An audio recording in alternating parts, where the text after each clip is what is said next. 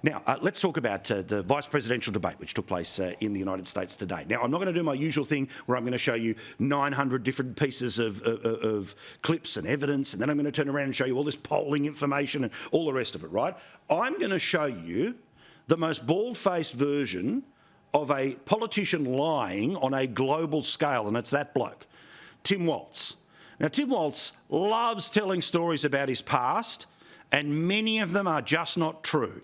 There may be a sort of grain of truth somewhere, but he always finds a way to spin the story up like a fishing story, to be bigger and bigger and bigger. But unlike somebody BSing about how big the fish was they caught this weekend, this is a bloke who wants to be a heartbeat away from the presidency, and the person who Kamala Harris thinks should help govern the biggest democracy, well, certainly the most significant democracy in the Western world.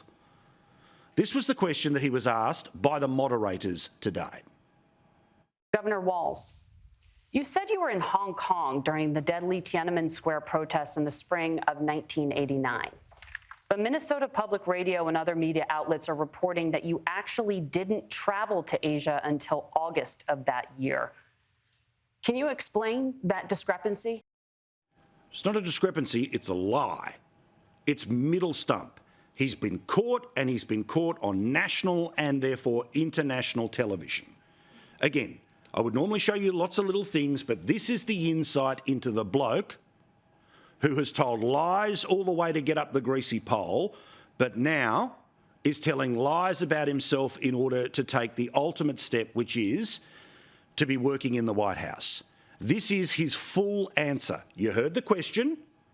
Here's his absolute non-answer, wrapped in a lie, wrapped in a, look, over there, a rabbit. I grew up in small rural Nebraska, town of 400, town that you rode your bike with your buddies till the streetlights come on. The question was about China. I joined the National Guard at 17.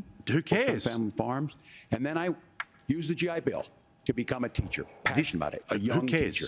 Change the subject. My first year out, I got the opportunity in the summer of '89 The question was, to travel to you China. told people you were there when Tiananmen Square became a bloodbath in 1989. You hadn't even been to Asia by that point in time. We would take baseball teams, we would take dancers, and we would go back and forth to China. The issue for that was to try and learn. Now, look, my community knows who I am. Yep. They saw where I was at. And we know who you are. A BS artist. I will be the first to tell you, I have poured my heart into my community. I've tried to do the best I can. You heard the question, I've not been right? perfect, and I'm a knucklehead at times, but it's always been about that. Those same people elected me to Congress for 12 years. And in Congress, I was one of the most bipartisan people, working on things like farm bills that we got done, working on veterans benefits. What? And then the people of Minnesota were able to elect me to governor twice. So look, my commitment has been from the beginning to make sure that I'm there for the people, to make sure that I get this right. I will say more than anything. He lied. Many times I He's been will talk caught a lot. lying. I will get caught up in the rhetoric. But I'm qualified to be Vice President of the United States. In my life, I learned a lot about China. I hear the critiques of this. I would make the case that Donald Trump should have come on one of those trips with us. Enough. Go away. Go away. Go away. Go away. Go away. See that? That goes on for another minute, by the way. Now, what he should have done is when anyone is caught in a stone-cold lie in life, it's pretty simple. Sorry. Shouldn't have said it. Instead, because these people are so used to no one putting pressure on them, they just think they can BS their way through it. And largely, there were plenty of people in the media today, in the post-game, who didn't even bring that moment up.